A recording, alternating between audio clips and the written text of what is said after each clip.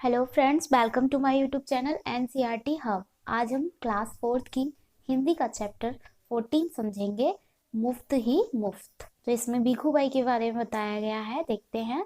एक दिन भीखू बाई का मन नारियल खाने को हुआ, ताजा मुलायम कसा हुआ शक्कर के साथ। उसके बारे में सोचते ही भीखू बाई ने अपने होठों को चटकारा। वाह, क्या मीठा मीठा सा स्वाद होगा। तो एक दिन भीखू बाई का क्या मन हुआ? नारियल खाने का मन हुआ, ताजा और मुलायम। किसके साथ? शक्कर के साथ। तो वो उसके बारे में सोचते ही अपने होठों से चटकारा लेने लगी कि कैसा अच्छा मीठा मीठा स्वाद होगा नारियल का। लेकिन एक छोटी सी समस्या थी, घर में तो एक भी नारियल नहीं था। ओहो, अब मुझे बाजार जाना पड़ेगा, उन्होंने अपनी पत्नी लाबूबेन से कहा। तो बीकूबाई को ये समस्या लगी कि घर में तो एक भी नारियल है नहीं और मन कर रहा है नारियल खाने का। तो उन्होंने कहा कि अब मुझे बाजार भी जाना पड़ेगा, अपनी पत्नी लाबूबेन से। तो लाबूबेन अपने कंधे उचकाकर बोली, खाना है तो जाना है। एक समस्या और थी, भीखूबाई ने कहा, पैसे खर्च करने पड़ेंगे। लाबूबेन बोली, हाँ, पैसे तो खर्च करने पड़ेंगे। अब तक तुम्हें यह तो पता लग गया होगा कि भीखूबाई जरा कंजूस थे। वे सीधे खेत में बूढ़े बरगद के नीचे जाकर बैठ गए और सोचने लगे, क्या करूं मैं, क्या करूं। यानी कि उन्हें नारियल भी खाना था और उन्हें बाजार जाने की मेहनत भी ना करनी पड़े और पैसे भी ना खर्च करने पड़े। या इन सब से ये तो पता चलता है कि बीकू भाई थे जो वो बहुत कंजूस थे। खेत में जाकर बूढ़े बरगद के नीचे जाकर बैठ जाते हैं और सोचने लगते हैं कि मैं क्या करूं, क्या करूं। मगर नारियल खाने के लिए जी ऐसा ललचाया कि वे जल्दी घर वापस लौटकर लाऊबेन से बोले, अच्छा, मैं बाजार तक हो आता हूँ, पता तो चले कि नारियल आजकल कितने में बिक रहे हैं। जूते पहनकर छड़ी उठाकर भिखुआई निकल पड़े। बाजार में लोग अपने अपने कामों में लगे थे। भिखुबाई ने इधर कुछ देखा, उधर कुछ उठाया और दाम पूछा। देखते देखते वे नारियल वाले के पास पहुंच गए। ए नारियल वाले, नारियल कितने में दोगे? भिखुबाई ने पूछा। नारियल वाले ने कहा, बस 2 रुपए में काका। बस 2 रुपए? भिखुबाई ने आंखें फैलाकर कहा। बहुत ज्यादा है, 1 रुपए में दे दो। नारियल वाले ने कहा, ना जी ना, 2 रुपए सही दाम, ले लो या छोड़ दो। ठीक है, भीखू भाई बड़बड़ाए। तो जब भीखू भाई बाजार में जाते हैं नारियल खरीदने, तो इधर उधर सब चीजें देखते हैं और नारियल के दाम पूछते हैं। तो नारियल वाला कितने रुपए में दे रहा होता है? 2 रुपए में।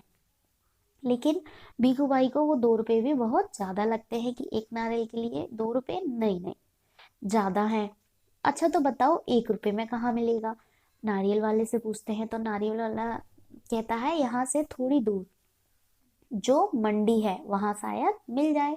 वो भीखू भाई उसी तरफ चल पड़े। चलो देख लेते हैं, वे अपने आप से बोले।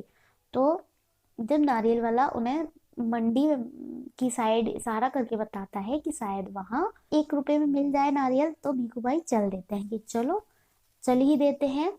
टहलने का एक मौका और रुपए भर की बचत भी हो जाएगी। खुशी से गुरगुराते भीखूबाई ने छड़ी को जमीन पर थपथपाया। अब जब 1 रुपए की बचत हो रही थी, तो भीखूबाई खुशी से अपनी छड़ी को थपथपाते हुए सोचते हैं, चलो ठीक है, घूमने का मौका भी मिल जाएगा और 1 रुपए की बचत भी हो जाएगी। मंडी में कोलाहल फैला हुआ था, व्यापारियों की ऊंची ऊंची आवाजें गूंज रही थी। बटाटा आलू, कांदा प्याज, गाजर गाजर गाजर, गोभी बंद गोभी, गोभी बंद गोभी। तो मंडी में कोलाहल मीन्स होता है शोर, शोर हो रहा था क्योंकि वहां पर जो व्यापारी थे उनकी ऊंची ऊंची आवाज गूंज रही थी। उन्हें अपना सामान बेचना था तो उसके लिए वो आवाज लगाते हैं। तरीके तरीके के, जैसे आलू, बटाटा, कांदा, प्याज, गोभी वगैरह की। माथा का जो पसीना पहुंचकर भीखू भाई ने इधर उधर ताका।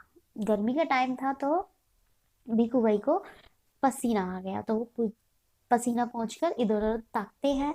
नारियल वाले को देखकर पूछा, अरे भाई, एक नारियल कितने में दोगे? सिर्फ 1 रुपए में काका, नारियल वाले ने जवाब दिया। जो चाहो ले जाओ जल्दी।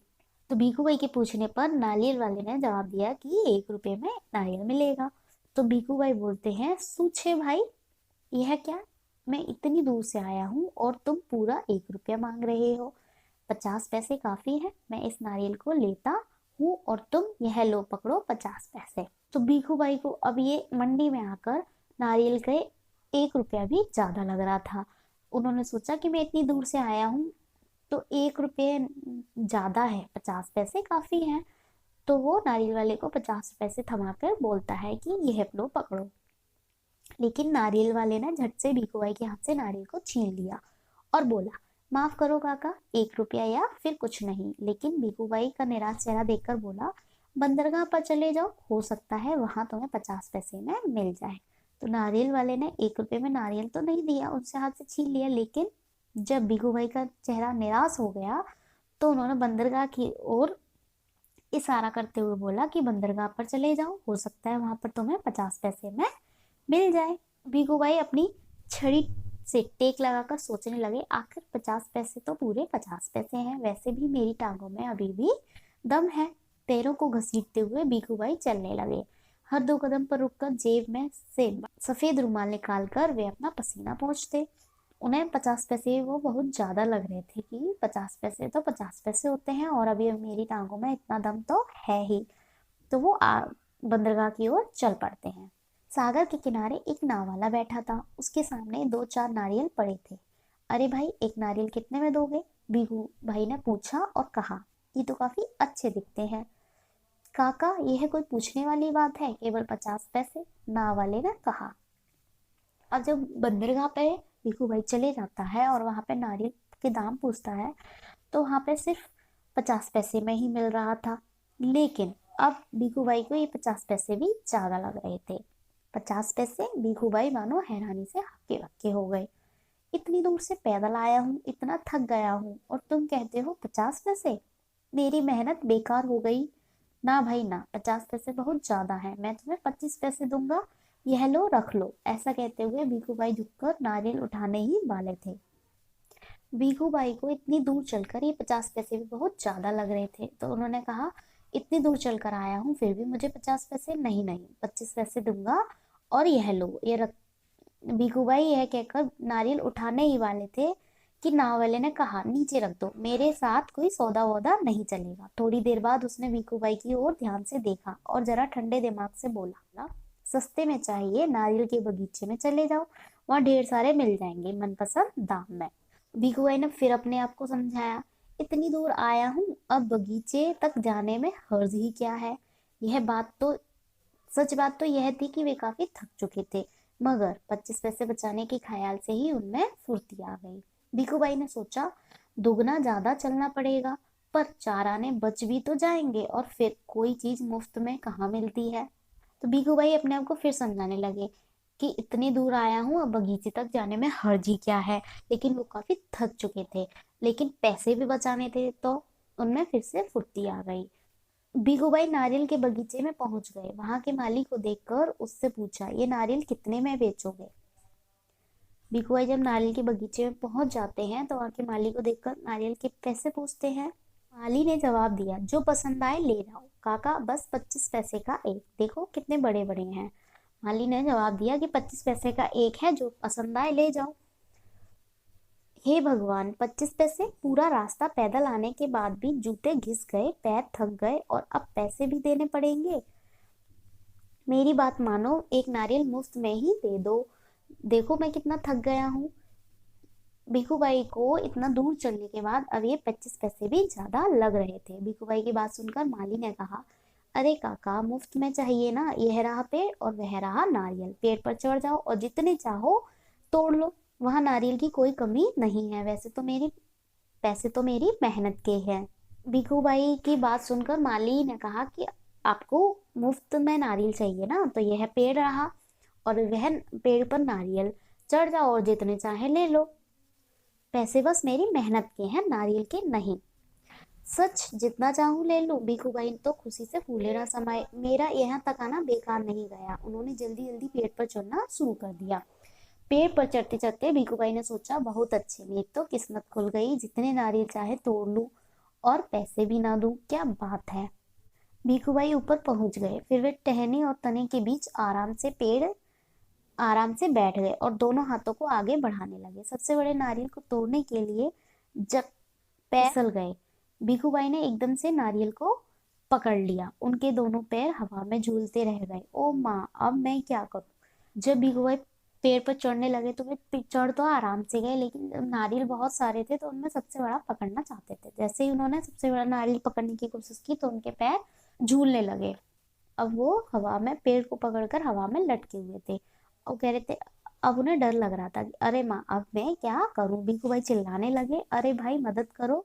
उन्होंने नीचे खड़े माली से विनती की। माली ने कहा, वो मेरा काम नहीं काका, मैंने सिर्फ नारियल लेने की बात की थी, बाकी सब तुम्हारे और तुम्हारे नारियल के बीच का मामला है। पैसे नहीं, खरीदना नहीं, बेचना नहीं और मदद नहीं, सब कुछ मुफ्त। तो माली ने मदद करने से साफ साफ मना कर दिया था। तभी ऊँट पर सवार एक आदमी वहां से गुजरा। अरे ओ, भीखू भाई जोर जोर से बुलाने लगे, ओ ऊँट वाले, मेरे पैर मेरे पैर वापस पेड़ पर टिका दो ना, बड़ी मेहरबानी होगी। ऊँट वाले ने सोचा, चलो मदद कर देता हूँ, मेरा क्या जाता है। ऊँट की पीठ पर खड़े होकर उसने भीखू भाई के पैरों को पकड़ लिया। ठीक उसी समय ऊँट को हरे भरे पत्ते नजर आए। पत्ते खाने की लालच में ऊँट ने गर्दन झुकाई और अपनी जगह से हट गया। जब ऊँट वाले ने भीखू भाई की मदद करने की सोची, तो ऊँट की पीठ पर खड़े होकर उसने भीखू भाई के पैर पकड़ तो लिए, लेकिन उसी समय ऊँट को क्या था, हरे हरे पत्ते नजर आ गए थे। उसे पत्ते खाने के लालच में ऊँट ने जो गर्दन झुकाई और अपनी जगह से हट गया। अब उसे उससे कोई फर्क नहीं था कि ऊपर कौन लटका है, बस वह आदमी ऊँट की पीठ से फिसल गया। अपनी जान बचाने के लिए उसने भीखू भाई के पैरों को कसकर पकड़ लिया। अब दोनों क्या करते, इतने में एक घुड़सवार आया। अरे संभालो छो, पेड़ से लटके दोनों पुकारने लगे, सुनो भाई, कोई बचाओ बचाओ। घुड़सवार को देखकर भीखू भाई ने दुहाई दी। घुड़सवार को देखकर भीखू भाई ने बोला कि संभालो भाई, कोई तो बचाओ, ओ मेरे भाई, मुझे पेड़ पर वापस पहुंचा दो। हाँ, 1 मिनट भी नहीं लगेगा, मैं घोड़े की पीठ पर चढ़कर इनकी मदद कर देता हूँ। यह सोचकर घुड़सवार घोड़े पर उठ खड़ा हुआ। लेकिन कौन कहता है कि घोड़ा ऊंट से बेहतर है। हरी हरी घास दिखाई देने पर तो दोनों एक ही जैसे हैं। घास के चक्कर में थोड़ा जरा आगे बढ़ा और छोड़ चला। उसने मालिक को ऊँट वाले के पैरों से लटकते हुए छोड़ दिया। अब जब ऊँट को हरी हरी घास दिखाई देगी तो घोड़े को भी दिखाई देगी, तो घोड़ा भी हरी हरी घास की तरफ चल दिया और उसका भी मालिक जो था ऊँट वाले के पैरों पर लटकते हुए रह गया। एक दो और अब तीनों के तीनों, पहले भीखू भाई थे, फिर ऊँट वाला और फिर अब घोड़े वाला, दो तीनों के तीनों झूलते रहे नारियल के पेड़ से। काका काका, कस के पकड़े रहना। हाँ, घुड़सवार ने पसीना पसीना होते हुए कहा, जब तक कोई जान बचाने वाला ना आ जाए कहीं छोड़ ना देना, मैं आपको 100 रुपये दूंगा। तो जो घुड़सवार था वो मतलब डरते हुए कहता है कि जब तक कोई बचाने वाला ना आ जाए छोड़ मत देना, मैं आपको 100 रुपये दूंगा। ये घुड़सवार बोलता है। तभी ऊँट वाले की बारी थी, तो उसने बोला, काका काका, मैं आपको 200 रुपये दूंगा, लेकिन नारियल को छोड़ना नहीं। ये दोनों ऊँट वाले और घोड़े वाले दोनों भीखू भाई से कहते हैं कि नारियल को मत छोड़ना। हम ऊँट वाले 200 रुपये देगा और घोड़े वाला 100 रुपये देगा। भीखू भाई से बोलते हैं 100 और 200, बाप रे बाप, 300 रुपये। भीखू भाई का सिर चकरा गया, इतना इतना सारा पैसा। खुशी से उन्होंने अपनी दोनों बाहों को फैलाया और नारियल गया हाथ से छूट। 300 रुपये और इतना सारा पैसा सोच कर ही जो भीखू भाई था उसका सिर चकरा गया और उसकी खुशी से ना उसने अपनी दोनों बाहों को फैला लिया। अब जब दोनों बाहों को फैलाया तो उसके हाथ से नारियल छूट गया। धड़ाम से तीनों जमीन पर गिरे, घुड़सवार, ऊँट वाला और भीखू भाई। भीखू भाई अपने आप को संभाल भी रहे थे कि एक बहुत बड़ा नारियल उनके सिर पर आ फूटा, बिल्कुल मुफ्त। जब तीनों नीचे गिर गए तो वही जो नारियल था वो सीधे किसके सिर पर जाके गिरा, भीखू भाई के, वो भी बिल्कुल मुफ्त में। इस कहानी में बहुत सारी बातें हमको सीखने को मिली हैं, जैसे कि सबसे पहली तो ज्यादा कंजूस और ज्यादा लालच नहीं करना चाहिए। और आपको इस स्टोरी से क्या सीखने को मिला आप ये हमें कमेंट करके बता सकते हैं। ये जो स्टोरी थी वो ममता पांड्या की थी और अनुवाद संध्या राव ने किया था। इसके कुछ क्वेश्चन आंसर देख लेते हैं। हर बार भीखू भाई कम दाम देना चाहते थे, क्यों? भीखू भाई हर बार कम दाम देना चाहते थे क्योंकि जितना जितना वो चलते थे उतना कम दाम हो जाता था। उसके आगे भी तो उनकी इतनी मेहनत हो लग जाती थी, इसलिए वो हर बार सोचते थे कि जब मैं थोड़ा सा चल गया हूँ तो अब ये पैसे कम हो जाने चाहिए, इसलिए वो हर बार कम देना चाहते थे। हर जगह नारियल के दाम में फर्क क्यों आता था? जैसे जो भी चीज जहाँ पर पैदा होती है या उगती है या पैदावार होती है वहां पर उस चीज के या उस सामान के दाम कम होते हैं। जैसे जैसे वो मार्केट में आती जाती है तो व्यक्ति के अपने अपने मुनाफे बढ़ जाते हैं, इसलिए हर जगह पर नारियल के दाम में फर्क देखने को मिल रहा था। क्या भीखूबाई को नारियल सच में मुफ्त में ही मिला? क्यों? तो भीखूबाई को नारियल बिल्कुल भी मुफ्त में नहीं मिला, क्योंकि उससे ज्यादा कहीं उनकी मेहनत लग गई थी। कड़ी मेहनत से मिला था वो नारियल उन्हें। उस नारियल को पाने के लिए उन्होंने कितना रिस्क भी उठाया था, तो ये नारियल उन्हें सच में मुफ्त में नहीं मिला था। वे खेत में बूढ़े बरगद के नीचे बैठ गए। तुम्हारे विचार से कहानी में बरगद को बूढ़ा पेड़ क्यों कहा गया है? बूढ़ा इसलिए कहा गया है क्योंकि वो बरगद का जो पेड़ होता है वो पुराना हो जाता है, और उसकी जो जड़ें होती हैं जो कि ऊपर से निकल कर आती हैं वो बहुत सूखी सूखी हो जाती हैं, और इसलिए उसको बरगद को बूढ़ा कहा गया है। तो अब ये स्टोरी हमारी यहीं पे खत्म होती है। आपको इसके बारे में जो भी नॉलेज मिली हो वो आप कमेंट करके बता सकते हैं, और आपको ये अच्छी लगी हो तो लाइक शेयर और कमेंट कर सकते हैं। Till then take care, bye bye.